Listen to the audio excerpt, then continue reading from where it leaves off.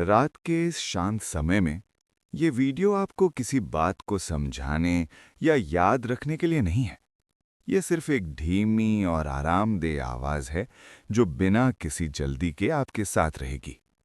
अगर आप थके हुए हैं तो आपको ध्यान केंद्रित करने की जरूरत नहीं है। आप चाहें तो अपनी आंखें बंद कर सकते हैं। और अगर अभी नींद नहीं आ रही है तो भी कोई बात नहीं। ये कहानी भारत की रातों, पुराने घरों और उन शांत पलों के बारे में है जो हम सब ने कभी ना कभी महसूस किए हैं। इसे सुनते हुए आपको कुछ करना नहीं है, बस सांस लेते रहना है और इस आवाज को अपने साथ बहने देना है।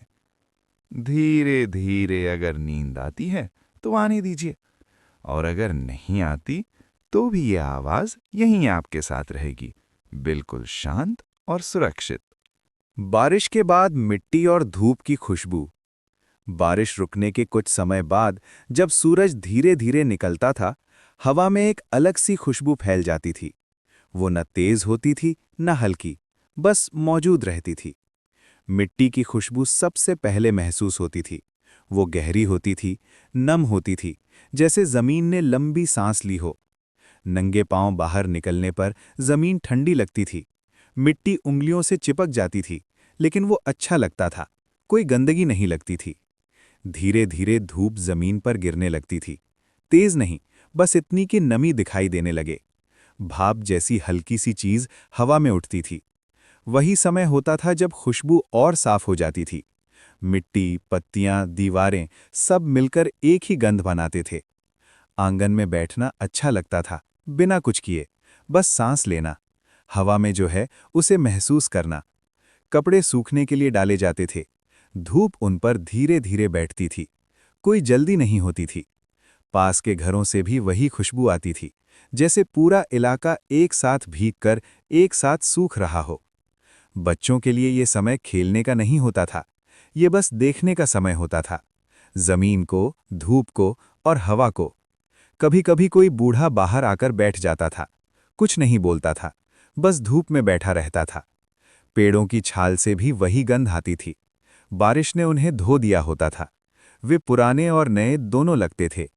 सूरज ऊपर चढ़ने लगता था। खुशबू धीरे धीरे हल्की हो जाती थी, लेकिन पूरी तरह जाती नहीं थी। दोपहर तक वो सिर्फ याद बन जाती थी, लेकिन वही याद दिन को शांत बनाए रखती थी। बचपन में कोई नहीं बताता था कि ये खुशबू क्यों अच्छी लगती है, बस लगती थी। आज भी जब बारिश के बाद धूप निकलती है, वही एहसास लौट आता है, बिना बुलाए। मिट्टी और धूप की वो खुशबू जैसे समय को थोड़ी देर के लिए धीमा कर देती है, और मन अपने आप शांत हो जाता है। बारिश के बाद की शाम धीरे आती थी, अचानक नहीं, चुपचाप। सूरज नीचे झुकने लगता था, उसकी रोशनी पीली हो जाती थी, न तेज न ठंडी। आसमान साफ रहता था, लेकिन हल्का सा धुंधला, जैसे दिन थक गया हो। पेड़ों की पत्तियां अब भी गीली थीं। हवा चलती तो उनसे हल्की आवाज आती, सरसराहट। गली में धीरे धीरे जिंदगी लौटती थी। कोई दरवाजा खुलता, कोई बाहर झाड़ू लगाता। कहीं दूर से बच्चों की धीमी आवाज आती, दौड़ते नहीं, बस बात करते हुए। मिट्टी की खुशबू अब भी हवा में थी, लेकिन उसमें शाम की ठंडक मिल गई थी। आसपास के घरों से धुएं की पतली लकीरें उठने लगती थीं। चूल्हे जलते थे, रात की तैयारी शुरू होती थी। कभी कभी कोई साइकिल धीरे से गुजरती, पहियों से पानी की आवाज आती, छप छप। आसमान में पक्षी वापस लौटते थे, एक एक करके, शांत। शाम के समय सब कुछ नर्म लगता था। आवाजें, रोशनी, सोच। काम पूरे हो चुके होते थे, और रात अभी दूर होती थी। ये बीच का समय था, जहां कुछ भी जल्दी में नहीं होता था। बारिश के बाद की शाम दिन और रात के बीच का सबसे शांत पल होती थी।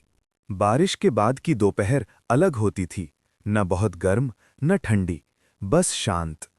सूरज ऊपर आ चुका होता था, लेकिन उसकी गर्मी अभी पूरी नहीं होती थी। हवा में नमी रहती थी, और हर चीज थोड़ी सी चमकती थी। घर के अंदर से बाहर देखने पर सब कुछ साफ लगता था। दीवारें, जमीन, पेड़। दोपहर में कोई जल्दी नहीं करता था। खाना पकता था, लेकिन धीरे। आवाजें कम होती थीं। रसोई से हल्की सी खुशबू आती थी, गीली लकड़ी, गर्म चावल, उबलती दाल। कभी-कभी छत से पानी की आखिरी बूंदें टपकती थीं। टप, टप, फिर रुक जाती थीं। बाहर गली में सन्नाटा रहता था। कोई बच्चा नहीं दौड़ता था, कोई आवाज नहीं लगाता था। जानवर भी चुप रहते थे। गाय छांव में खड़ी रहती थी, कुत्ता जमीन पर लेट जाता था। दोपहर की नींद अपने आप आने लगती थी।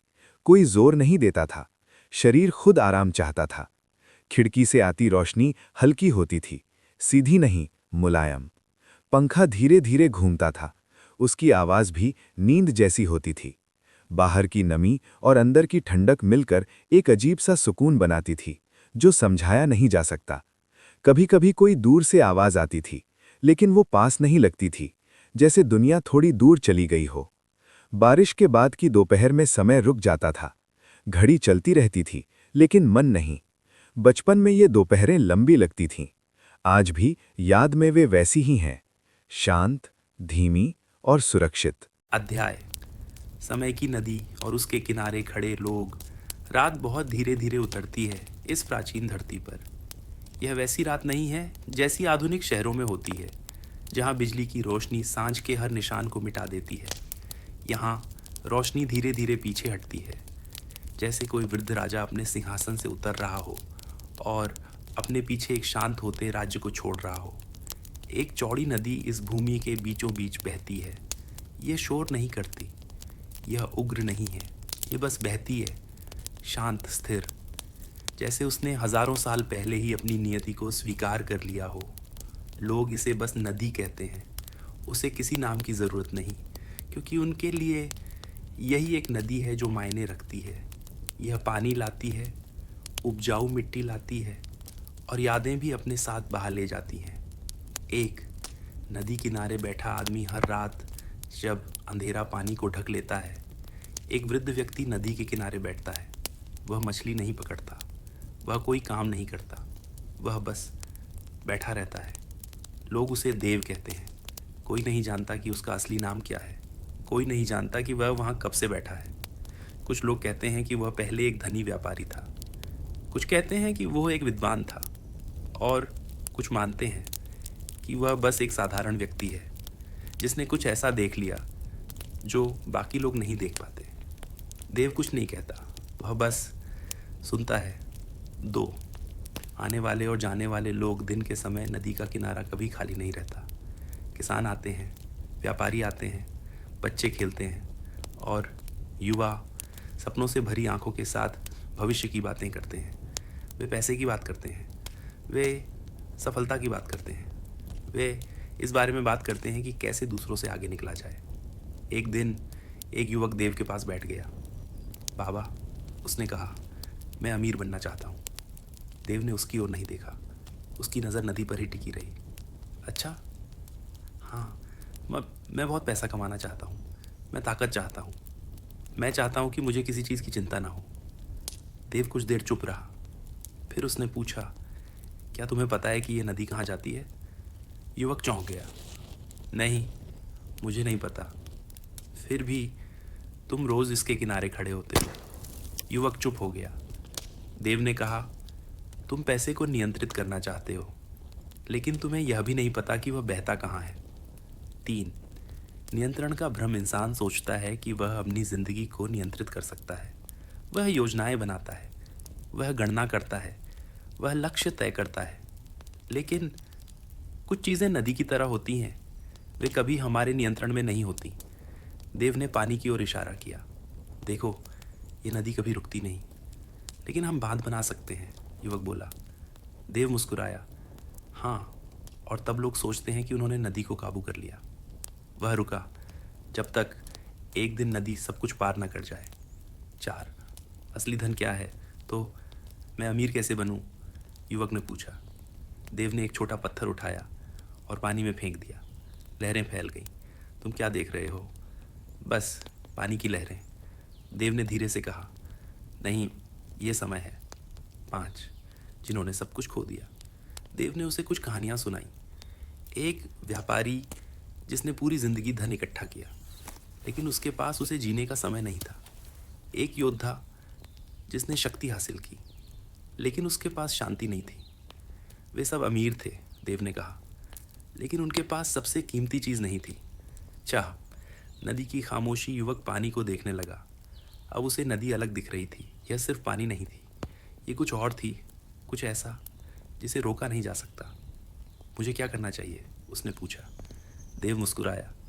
कुछ नहीं, कुछ नहीं, बस समझो।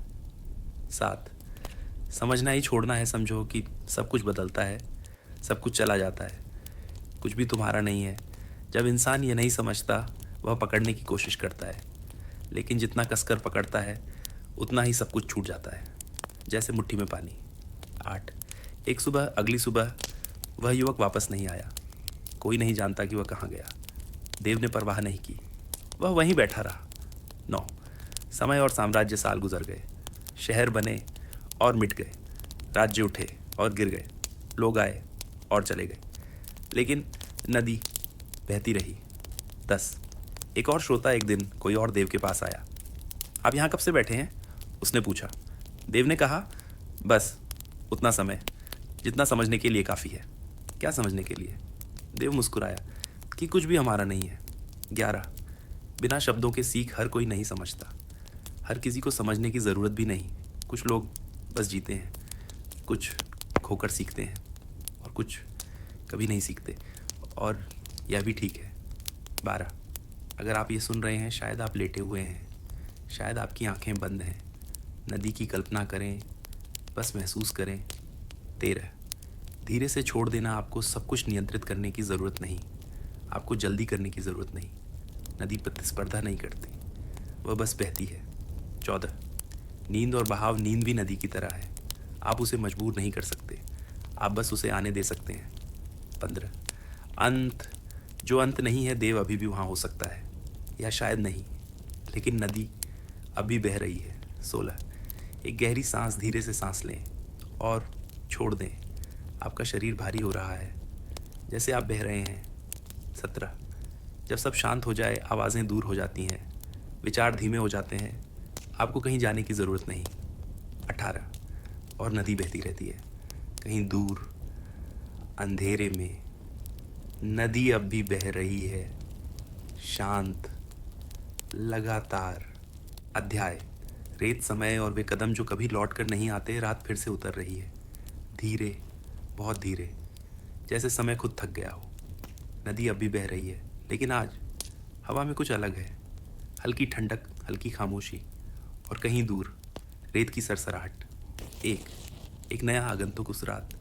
देव अकेला नहीं था, एक और आदमी उसके पास आकर बैठ गया। वह युवा नहीं था, लेकिन बूढ़ा भी नहीं। उसकी आंखों में थकान थी और उसके हाथ जैसे कुछ पकड़कर भी खाली रह गए हों। क्या मैं यहाँ बैठ सकता हूँ? उसने धीरे से पूछा। देव ने सिर हिलाया। नदी बहती रही। कुछ देर तक दोनों चुप रहे। फिर वह आदमी बोला, मैंने सब कुछ खो दिया है। देव ने उसकी ओर नहीं देखा। क्या खोया है? पैसा, काम, लोग, भरोसा। उसकी आवाज़ टूट गई।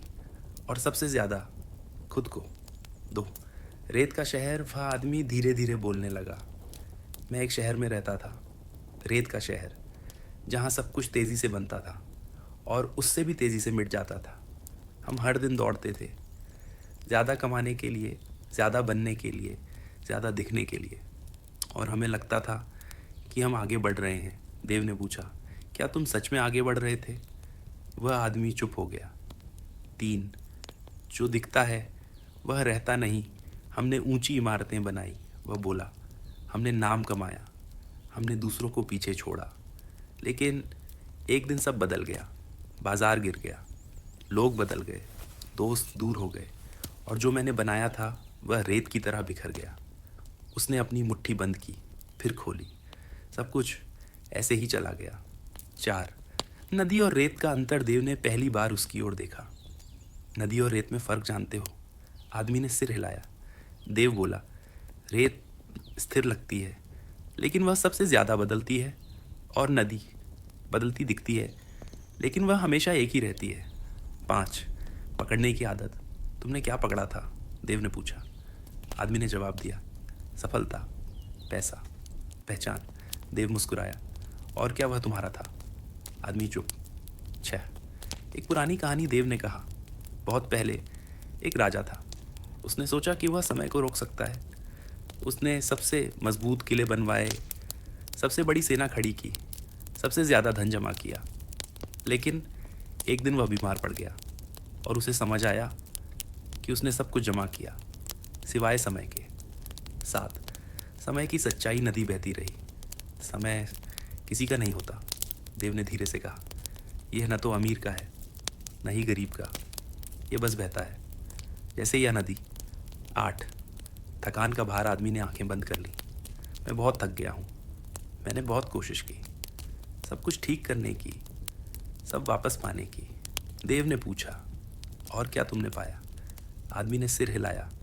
नहीं, 9। जब कोशिश ही समस्या बन जाए, देव बोला, कभी कभी समस्या यह नहीं होती कि हमारे पास कुछ नहीं है। समस्या यह होती है कि हम छोड़ नहीं पाते। 10 छोड़ने का डर। अगर मैं छोड़ दूं तो मेरे पास क्या बचेगा? आदमी ने पूछा। देव ने नदी की ओर देखा। शायद वही जो हमेशा था। 11 खाली होना, खाली होना, हारना नहीं है, देव ने कहा।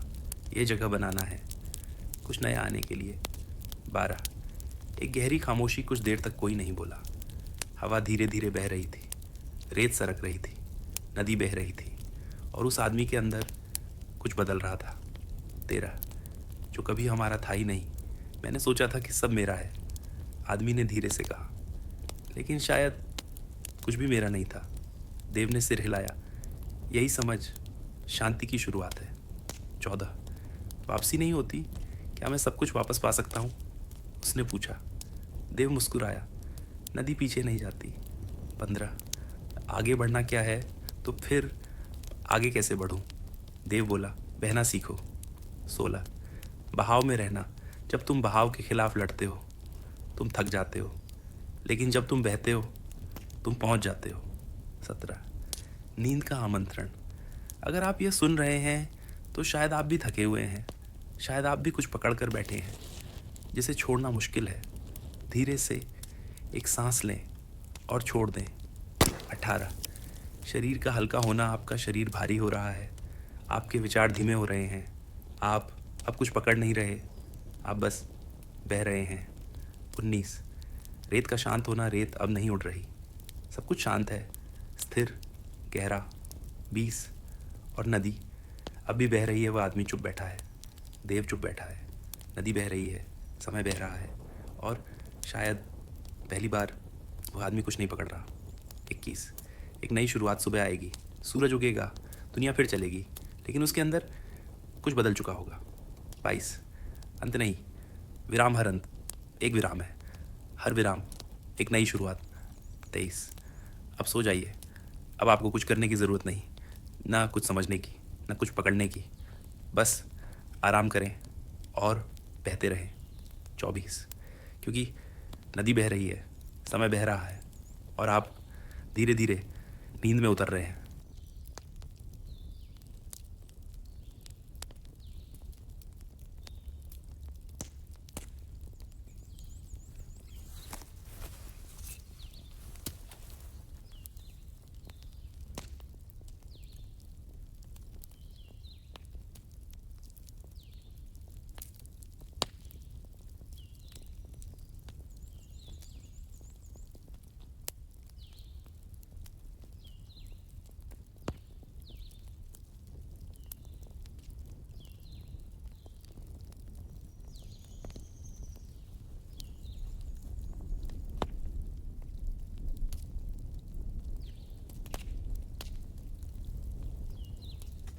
अध्याय कर्म की छाया और वह रास्ता जो हम खुद बनाते हैं।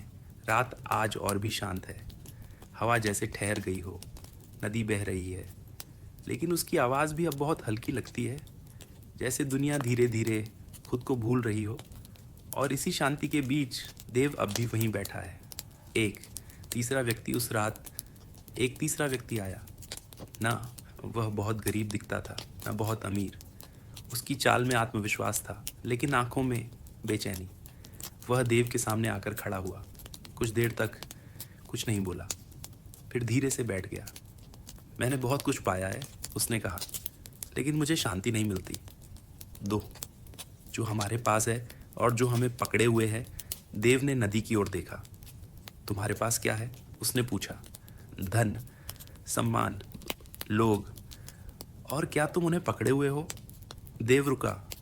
या वे तुम्हें पकड़े हुए हैं? वह व्यक्ति चुप हो गया। 3. कर्म का पहला बीज। क्या तुम कर्म में विश्वास करते हो? देव ने पूछा। हाँ, थोड़ा बहुत। देव मुस्कुराया। लोग सोचते हैं कि कर्म बस सज़ा और इनाम है, लेकिन कर्म उससे कहीं ज़्यादा है। 4. हर विचार एक दिशा है। कर्म सिर्फ तुम्हारे काम नहीं है। देव ने कहा। तुम्हारे विचार भी कर्म है, तुम्हारी भावनाएं भी, तुम्हारे निर्णय भी। हर छोटा कदम तुम्हें एक दिशा में ले जाता है। 5. रास्ते जो दिखते नहीं। देव ने रेत पर एक रेखा खींची। मान लो यह एक रास्ता है। फिर उसने कई छोटी रेखाएं खींची। हर बार जब तुम कुछ चुनते हो, तुम एक नया रास्ता बनाते हो। 6. आदत का जाल।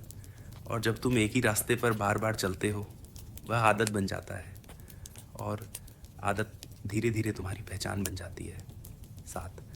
आदमी की बेचैनी। वह व्यक्ति बोला। तो क्या मेरी बेचैनी भी मेरे कर्म का परिणाम है? देव ने सिर हिलाया।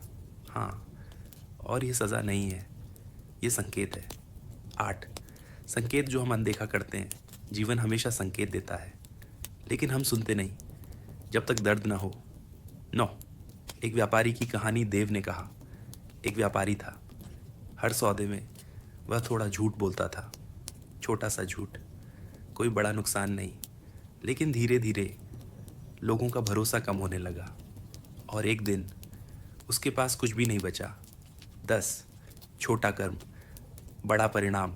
कर्म हमेशा तुरंत नहीं दिखता, लेकिन वह जमा होता रहता है, जैसे नदी में गिरती छोटी धाराएं। 11. आदमी का डर। तो क्या मैं बदल सकता हूँ? उसने पूछा। देव ने कहा। जब तक तुम सांस ले रहे हो, तब तक हर पल नया है। 12.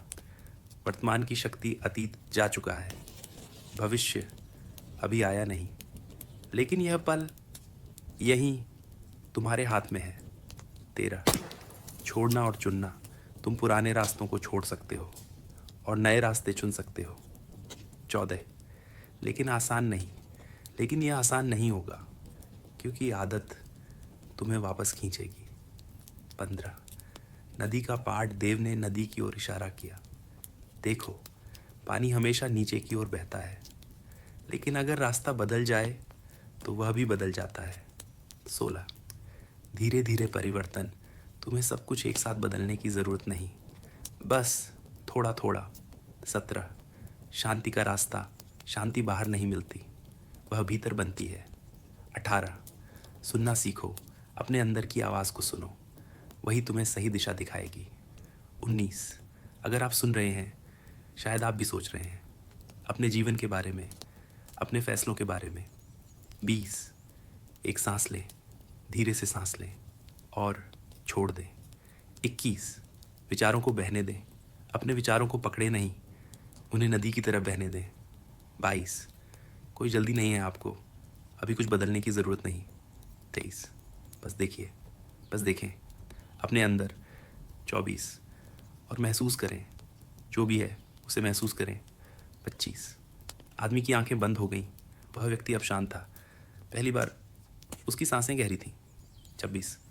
एक नया रास्ता। उसने आंखें खोली। मैं कोशिश करूँगा, उसने कहा। देव मुस्कुराया। कोशिश मत करो, बस शुरू करो। 27. बिना दबाव के, धीरे, शांत, बिना डर के। 28. क्योंकि हर कदम एक नया कर्म है। 29. और हर कर्म एक नई दिशा। 30. और हर दिशा एक नई जिंदगी। 31. रात गहरी हो रही है, नदी बह रही है, हवा शांत है। 32.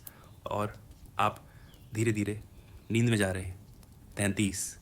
सब कुछ ठीक है, कोई जल्दी नहीं, कोई दबाव नहीं। 34. बस बहते रहिए जैसे नदी। 35. क्योंकि कर्म भी बहता है, समय भी, और आप भी।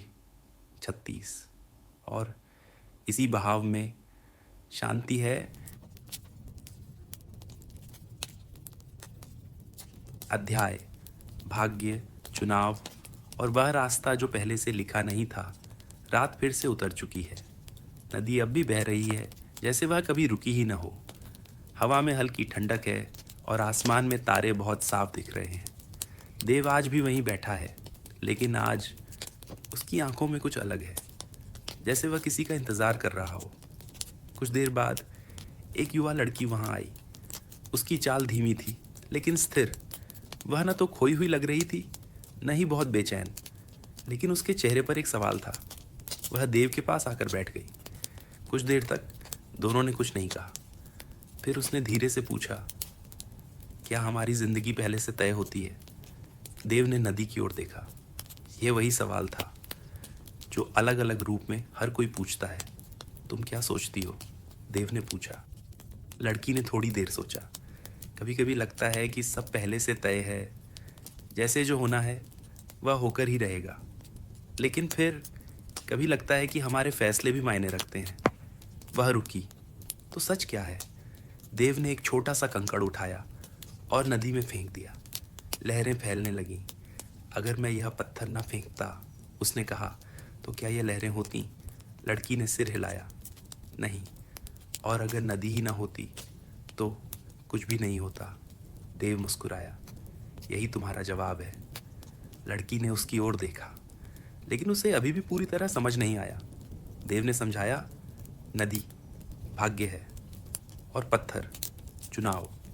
भाग्य वो है जो तुम्हें मिला है, जहाँ तुम पैदा हुए, तुम्हारा शरीर, तुम्हारे शुरुआती हालात, यह सब तुम्हारे हाथ में नहीं था। ये नदी की तरह है जो पहले से बह रही है। लेकिन देव ने थोड़ी देर रुक कर कहा, तुम उसमें क्या डालते हो? कैसे प्रतिक्रिया करते हो? कौन सा रास्ता चुनते हो? यह सब तुम्हारे हाथ में है। लड़की अब ध्यान से सुन रही थी। उसकी सांसें धीमी हो रही थीं। रात और गहरी हो रही थी। तो क्या मैं सब कुछ बदल सकती हूँ? उसने पूछा। देव ने सिर हिलाया। नहीं, तुम नदी को रोक नहीं सकती, लेकिन तुम उसके साथ बहने का तरीका बदल सकती हो। कुछ देर तक ये सिर्फ नदी की आवाज़ थी। फिर देव ने एक और सवाल पूछा, अगर दो लोग एक ही नदी में उतरें तो क्या उनका अनुभव एक जैसा होगा? लड़की ने सोचा, शायद नहीं। क्यों? क्योंकि वे अलग हैं। देव ने मुस्कुराकर कहा, यही चुनाव है। एक ही परिस्थिति, लेकिन अलग प्रतिक्रिया, और वही अलग जीवन बनाता है। लड़की ने धीरे से कहा, तो भाग्य पूरी कहानी नहीं है। देव ने सिर हिलाया। यह सिर्फ शुरुआत है। रात अब बहुत शांत हो चुकी थी। हवा भी जैसे धीरे चल रही थी और नदी अपनी लय में बह रही थी। देव ने आगे कहा, बहुत लोग भाग्य को दोष देते हैं। कहते हैं मेरी किस्मत खराब है, लेकिन वे यह नहीं देखते कि हर दिन, हर पल वे छोटे छोटे चुनाव कर रहे हैं, और वही चुनाव धीरे धीरे उनकी ज़िंदगी बनाते हैं। लड़की अब चुप थी। वह नदी को देख रही थी, लेकिन इस बार वह सिर्फ पानी नहीं देख रही थी, वह पैटर्न देख रही थी, बहाव, लय और बदलाव। लेकिन कभी कभी उसने कहा, हम गलत चुनाव कर लेते हैं। देव ने सिर हिलाया। हर कोई करता है। तो फिर? देव ने कहा, गलत चुनाव अंत नहीं है, वह दिशा बदलने का मौका है। अगर तुम जागरूक हो तो हर गलती एक नया रास्ता बन सकती है। कुछ देर तक दोनों चुप रहे। फिर देव ने धीरे से कहा, सबसे बड़ा भ्रम यह है कि हमारे पास समय बहुत है। लड़की ने उसकी ओर देखा। लेकिन समय, देव बोला, नदी की तरह है। वह रुकता नहीं, वह इंतज़ार नहीं करता, इसलिए हर चुनाव मायने रखता है। लड़की ने गहरी सांस ली। उसका चेहरा अब शांत था। तो मुझे क्या करना चाहिए? उसने पूछा। देव ने कहा, जल्दी मत करो, डर से मत चुनो और दूसरों को देखकर मत चुनो। शांत होकर, धीरे, अपने अंदर सुनकर फिर चुनाव करो। रात अब लगभग स्थिर हो चुकी थी, जैसे समय भी कुछ देर के लिए ठहर गया हो। अगर आप ये सुन रहे हैं तो शायद आप भी सोच रहे हैं अपने जीवन के बारे में, अपने फैसलों के बारे में। कोई जल्दी नहीं है। धीरे से एक सांस लें और छोड़ दें। आपको अभी सब समझने की ज़रूरत नहीं। बस इतना याद रखें, नदी बह रही है, भाग्य आपको रास्ता देता है, लेकिन चुनाव आपको दिशा देता है और धीरे धीरे आप वही बन जाते हैं जो आप चुनते हैं। अब आराम करें, अपने शरीर को हल्का होने दें, अपने विचारों को धीमा होने दें और खुद को उस बहाव में जाने दें जहाँ कोई दबाव नहीं है, कोई डर नहीं है, सिर्फ शांति है। नदी अब भी बह रही है और आप धीरे धीरे नींद में उतर रहे हैं। अगली रात्रि की कथा प्राचीन भारत की शांत यात्रा। रात फिर से धीरे धीरे धरती पर उतर आई है। दिन की हलचल अब बहुत दूर पीछे छूट चुकी है। आकाश गहरा और विस्तृत है। तारे एक एक करके अपनी जगह पर शांत चमक के साथ दिखाई देने लगे हैं। यह वही आकाश है जिसे प्राचीन भारत के लोग हजारों वर्षों से देखते आए हैं। उसी तरह धीरे, उसी तरह शांत, उसी तरह असीम एक शांत रास्ता धरती पर लंबा फैला हुआ है। मिट्टी का वह रास्ता कहीं दूर रात के अंधकार में धीरे धीरे गायब हो जाता है। उस रास्ते पर एक यात्री धीरे धीरे चल रहा है। उसके कदम तेज नहीं है, कोई जल्दी नहीं। हर कदम जैसे रात की शांति को सुनते हुए रखा जा रहा हो। हवा बहुत हल्की है, इतनी हल्की कि पत्तों की आवाज़ भी बहुत धीमी है। कभी किसी पेड़ की शाखा थोड़ी सी हिलती है और फिर सब कुछ फिर से शांत हो जाता है। चंद्रमा आकाश में ऊपर उठ चुका है। उसकी रोशनी धरती पर धीरे धीरे फैल रही है। यह रोशनी तेज नहीं है, यह नरम है, जैसे कोई पुराना गीत धीरे धीरे गाया जा रहा हो। उस रोशनी में धरती का रंग और भी शांत लगता है। पेड़ों की छाया लंबी हो जाती है और रास्ता जैसे चांदी की हल्की रेखा बन जाता है। यात्री धीरे धीरे चलते हुए एक छोटे से पेड़ के पास रुकता है। वह आकाश की ओर देखता है। तारे अनगिनत हैं, कोई जल्दबाजी नहीं, कोई शोर नहीं, बस समय का धीमा बहाव। प्राचीन भारत की रातें ऐसी ही शांत होती थीं, जब शहरों का शोर नहीं था, जब रात वास्तव में आराम का समय होती थी, जब धरती दिन भर की थकान धीरे धीरे छोड़ देती थी। यात्री पेड़ के नीचे बैठ जाता है। मिट्टी ठंडी है, लेकिन वह ठंड आराम देती है, जैसे धरती अपने पास बैठने का निमंत्रण दे रही हो। सांस धीरे चल रही है, अंदर, फिर बाहर, फिर थोड़ा विराम। ये विराम बहुत शांत है। कभी दूर कहीं किसी रात के पक्षी की बहुत हल्की आवाज़ सुनाई देती है, फिर वह आवाज़ भी रात में घुल जाती है। आकाश और गहरा हो चुका है, तारे और स्पष्ट हैं। चंद्रमा अब धरती के ऊपर स्थिर है। उसकी रोशनी पेड़ों के पत्तों से धीरे धीरे गुजरती है और ज़मीन पर हल्के पैटर्न बनाती है। यात्री अब चलना बंद कर चुका है। वह बस बैठा है, रात के साथ, धरती के साथ, आकाश के साथ। धीरे धीरे विचार कम होने लगते हैं। दिन की बातें दूर चली जाती हैं। योजनाएं अब महत्वपूर्ण नहीं लगती और मन हल्का हो जाता है। यह वही समय है जब शांति सबसे गहरी होती है, जब रात पूरी तरह धरती को अपने शांत आवरण में ढक लेती है। हवा अब और ठंडी है, लेकिन यह ठंड नरम है, जैसे कोई धीरे से कंधे पर हाथ रख दे। पेड़ शांत है, धरती शांत है, आकाश शांत है और इस शांति में मन भी धीरे धीरे शांत हो जाता है। यात्री अब आकाश को नहीं देख रहा। उसकी आंखें धीरे धीरे बंद हो रही हैं। रात अपना काम चुपचाप कर रही है। तारे वहीं हैं, चंद्रमा वहीं है, धरती वहीं है, लेकिन अब उन सबको देखने की ज़रूरत नहीं। सांस धीमी है, दिल की धड़कन शांत है, समय धीरे धीरे बह रहा है। रात और गहरी होती जाती है और इस गहराई में नींद धीरे धीरे पास आती है, जैसे रात के आकाश में एक नया तारा चुपचाप दिखाई दे जाए। अब सब कुछ बहुत शांत है, इतना शांत कि शब्द भी धीरे हो जाते हैं। रात लंबी है, आकाश विस्तृत है, धरती आराम में है और इस शांत संसार में नींद धीरे धीरे अपनी जगह बना रही है। धीरे धीरे और शांत और शांत और शांत। रात अब पूरी तरह फैल चुकी है और उसकी शांति में सब कुछ आराम से विश्राम कर रहा है।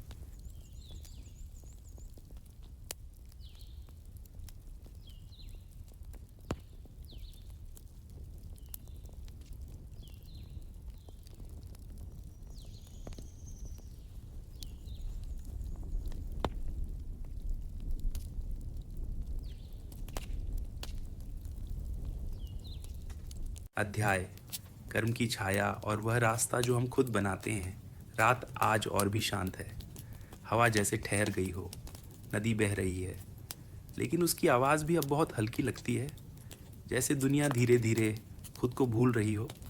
और इसी शांति के बीच देव अब भी वहीं बैठा है। एक तीसरा व्यक्ति आया। ना वह बहुत गरीब दिखता था, ना बहुत अमीर। उसकी चाल में आत्मविश्वास था, लेकिन आंखों में बेचैनी।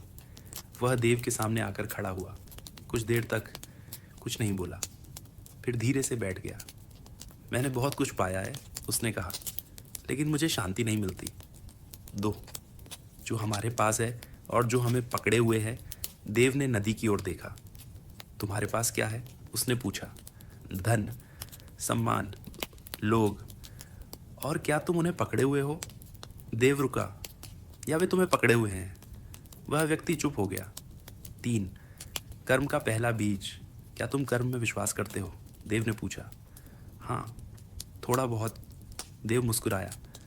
लोग सोचते हैं कि कर्म बस सज़ा और इनाम है, लेकिन कर्म उससे कहीं ज़्यादा है। 4, हर विचार एक दिशा है।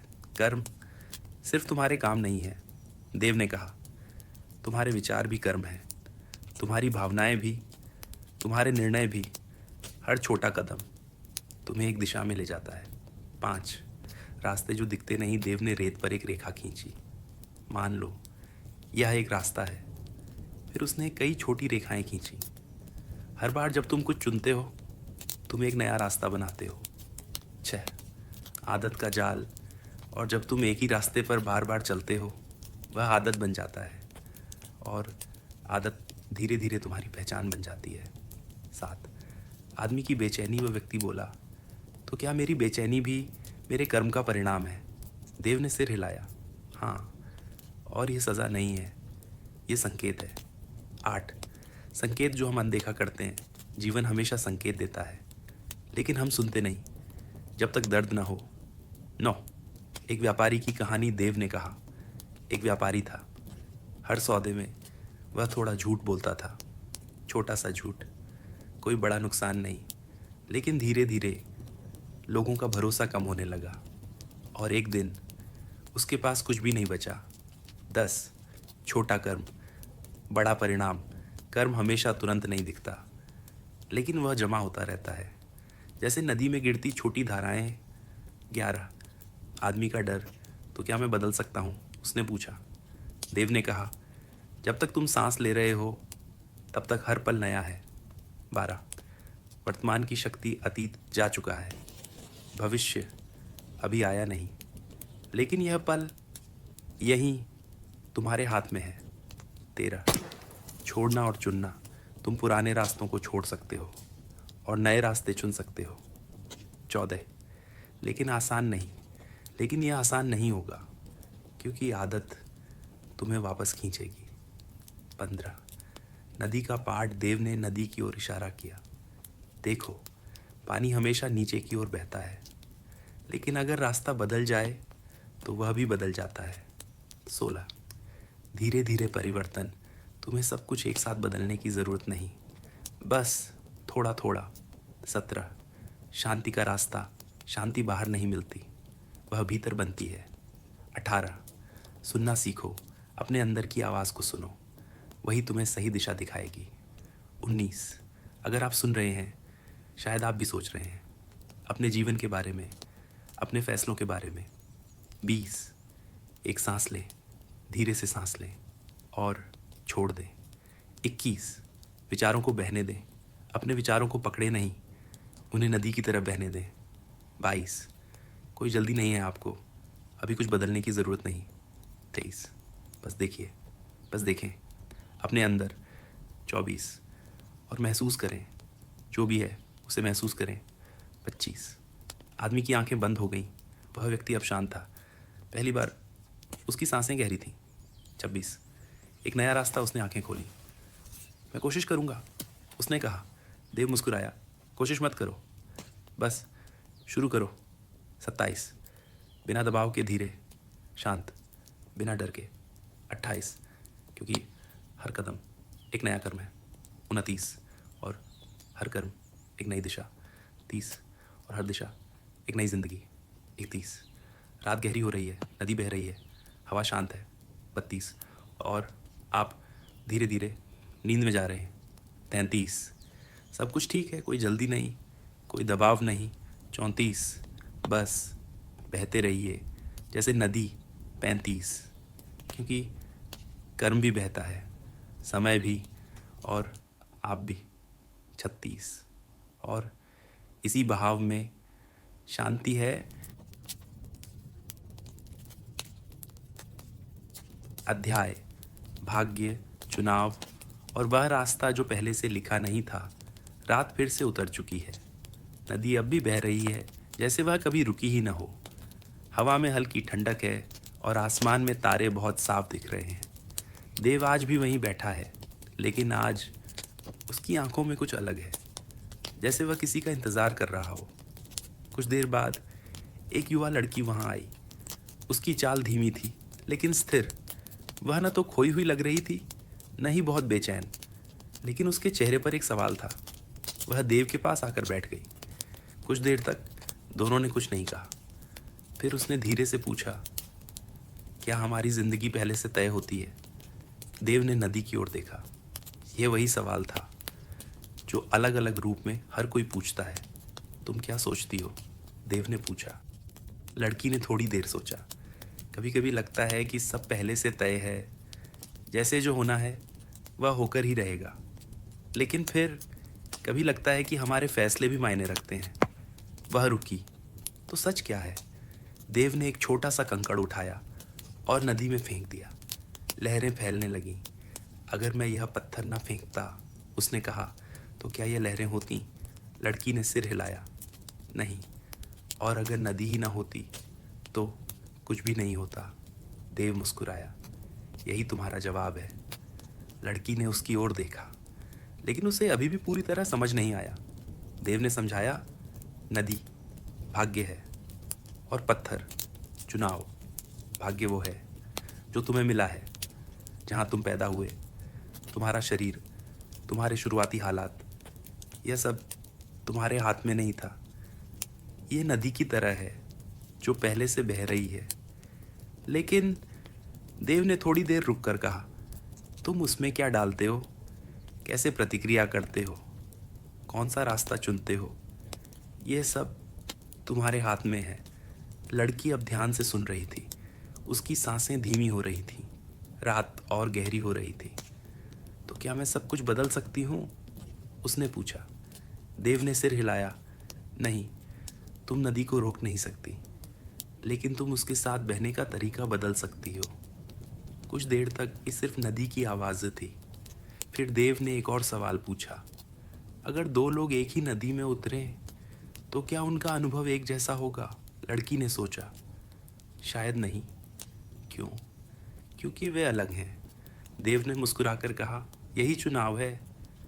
एक ही परिस्थिति, लेकिन अलग प्रतिक्रिया, और वही अलग जीवन बनाता है। लड़की ने धीरे से कहा, तो भाग्य पूरी कहानी नहीं है। देव ने सिर हिलाया। यह सिर्फ शुरुआत है। रात अब बहुत शांत हो चुकी थी। हवा भी जैसे धीरे चल रही थी और नदी अपनी लय में बह रही थी। देव ने आगे कहा, बहुत लोग भाग्य को दोष देते हैं। कहते हैं मेरी किस्मत खराब है, लेकिन वे यह नहीं देखते कि हर दिन, हर पल वे छोटे छोटे चुनाव कर रहे हैं, और वही चुनाव धीरे धीरे उनकी ज़िंदगी बनाते हैं। लड़की अब चुप थी। वह नदी को देख रही थी, लेकिन इस बार वह सिर्फ पानी नहीं देख रही थी, वह पैटर्न देख रही थी, बहाव, लय और बदलाव। लेकिन कभी कभी उसने कहा, हम गलत चुनाव कर लेते हैं। देव ने सिर हिलाया। हर कोई करता है। तो फिर?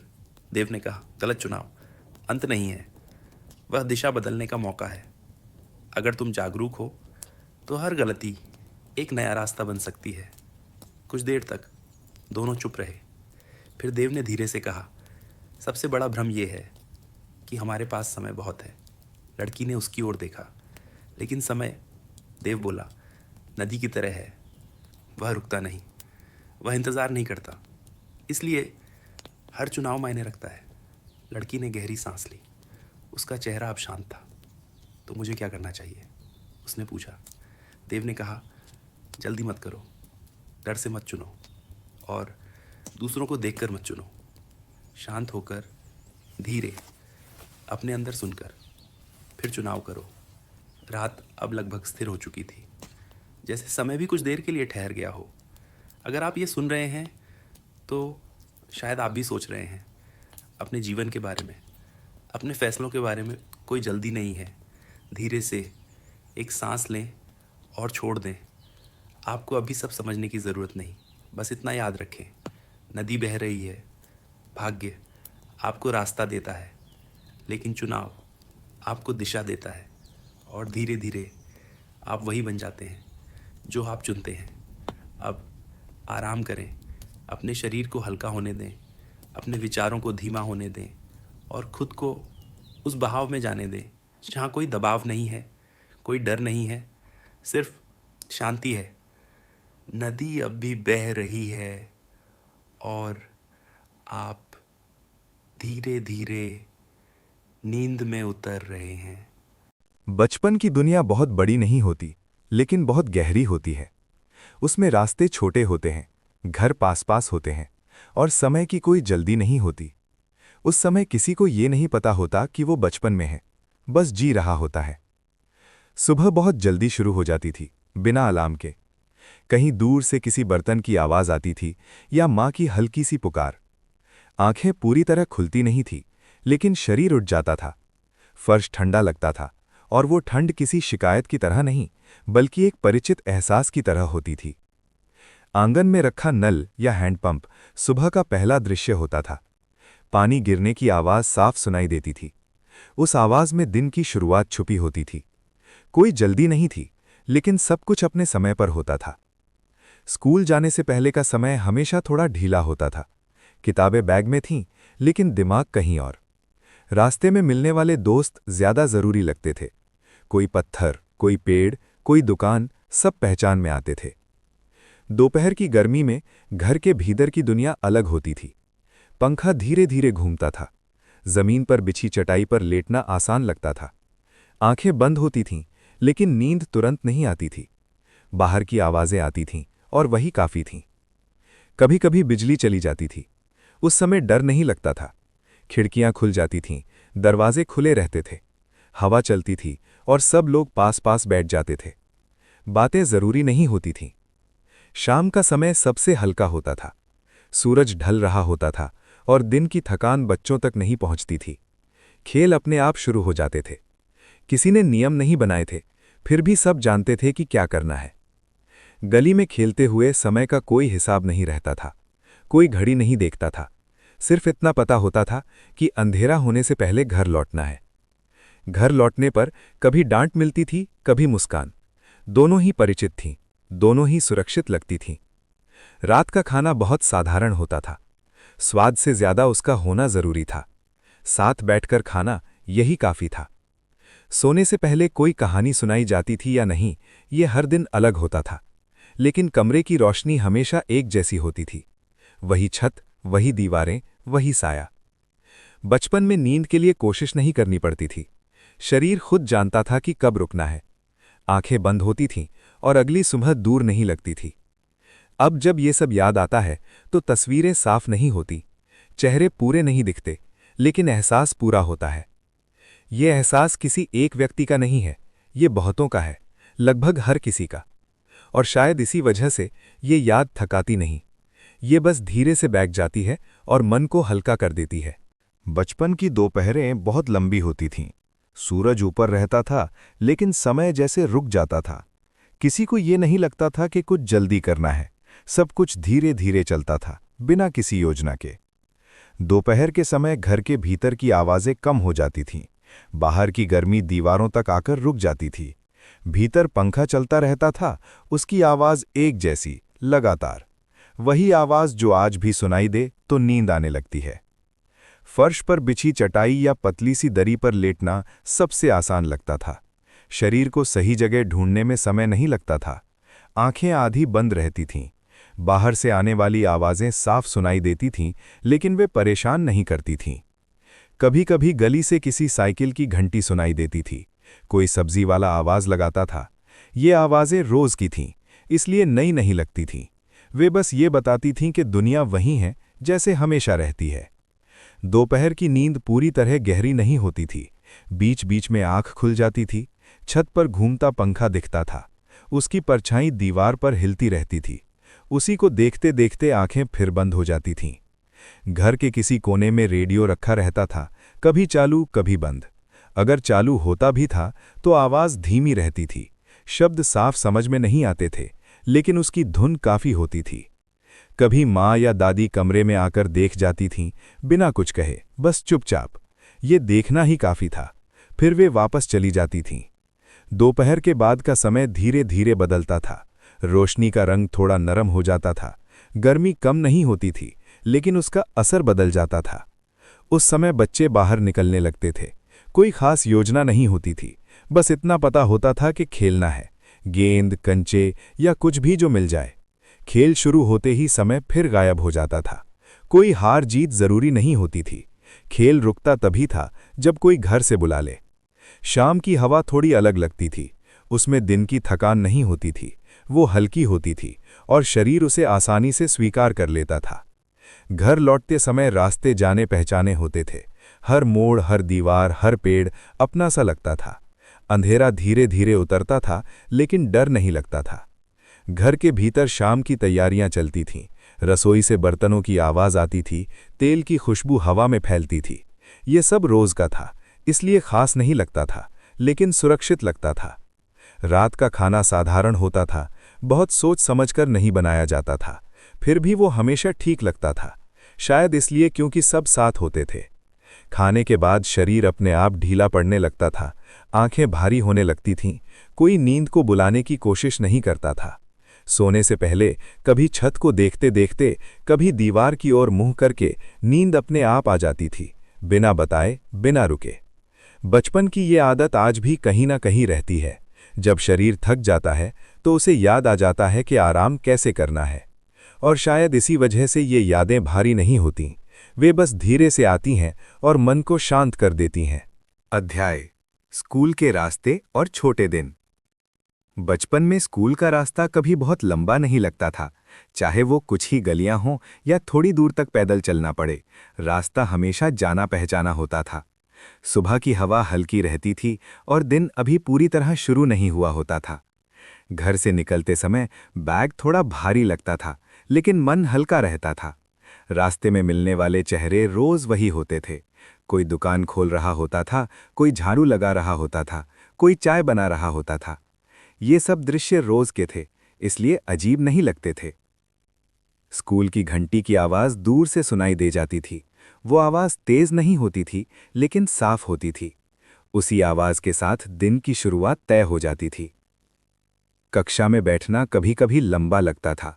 लकड़ी की बेंच ठंडी रहती थी। खिड़की से बाहर का दृश्य ज्यादा दिलचस्प लगता था। पेड़ की पत्तियां हिलती रहती थीं, वही देखना काफी था।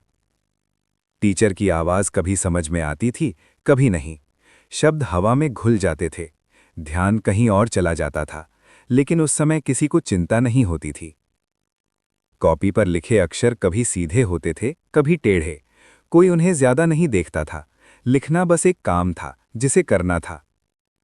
अवकाश का समय सबसे हल्का लगता था। घंटी बजते ही सब कुछ बदल जाता था। मैदान, दोस्त, बातें, हंसी, कुछ भी तय नहीं होता था, फिर भी सब कुछ चलता रहता था। खेल के दौरान समय फिर गायब हो जाता था। कोई ये नहीं देखता था कि कितना समय बचा है, बस खेल चलता रहता था जब तक कोई रोक न दे। दोपहर बाद की कक्षाएं थोड़ी धीमी होती थीं, आंखें भारी होने लगती थीं। पंखा चल रहा होता था, लेकिन हवा कम लगती थी। कभी कभी बाहर से बादल दिख जाते थे, बारिश की उम्मीद बनती थी, लेकिन वो आए या ना आए फर्क ज्यादा नहीं पड़ता था। स्कूल से लौटते समय रास्ता वही होता था, लेकिन दिन बदल चुका होता था। धूप का रंग अलग होता था। थकान थोड़ी सी होती थी, लेकिन वो भारी नहीं लगती थी। घर पहुंचते ही जूते किसी कोने में रख दिए जाते थे, बैग खुला रह जाता था। पहले पानी पिया जाता था, फिर कुछ देर बस बैठा जाता था। होमवर्क की सोच बाद में आती थी, पहले आराम जरूरी होता था। कभी टीवी चलता था, कभी रेडियो, कभी कुछ भी नहीं। शाम धीरे धीरे आती थी, रोशनी कम होती थी, बाहर की आवाजें बदल जाती थीं, दिन अपने आप खत्म होने लगता था। इन सब पलों में कोई बड़ा मतलब नहीं था, कोई योजना नहीं थी, लेकिन यही साधारणपन सबसे हल्का था। आज जब ये सब याद आता है तो दृश्य पूरे साफ नहीं होते, लेकिन रास्ता, घंटी, बेंच, मैदान सब एक साथ मिलकर एक शांत एहसास बना देते हैं। और ये एहसास आज भी वैसा ही रहता है, बिना मांग के, बिना शोर के। बचपन की बारिश कभी अचानक नहीं लगती थी। आसमान धीरे धीरे बदलता था, हवा का रंग अलग हो जाता था, बादल बिना आवाज के इकट्ठा होते थे, जैसे सब कुछ पहले से तय हो। मिट्टी की खुशबू बारिश से पहले ही आने लगती थी। जमीन अभी गीली नहीं होती थी, लेकिन हवा में कुछ बदल चुका होता था। वही खुशबू जो आज भी कहीं महसूस हो जाए तो समय अपने आप पीछे लौट जाता है। पहली बूंद अक्सर ध्यान नहीं खींचती थी। छत पर हल्की सी आवाज आती थी, फिर थोड़ी देर में बूंदें साफ सुनाई देने लगती थीं। टिन की छत हो तो आवाज और भी साफ होती थी। घर के भीतर सब कुछ धीमा हो जाता था। खिड़कियां आधी बंद रहती थीं। बाहर देखने की जरूरत नहीं होती थी, क्योंकि बारिश की आवाज ही काफी होती थी। बचपन में बारिश रुकावट नहीं लगती थी। स्कूल जाना हो या न जाना, फर्क ज्यादा नहीं पड़ता था। कभी छुट्टी मिल जाती थी, कभी रास्ता थोड़ा गीला होता था। गली में पानी जमा होने लगता था, छोटे छोटे पोखर बन जाते थे। जूते उतारकर नंगे पांव चलना आसान लगता था। ठंडा पानी पैरों को छूता था और वो अच्छा लगता था। कपड़े गीले हो जाते थे, लेकिन चिंता नहीं होती थी। घर पहुंचकर कपड़े बदल लेना काफी था। डांट भी मिलती थी, लेकिन वो हल्की होती थी।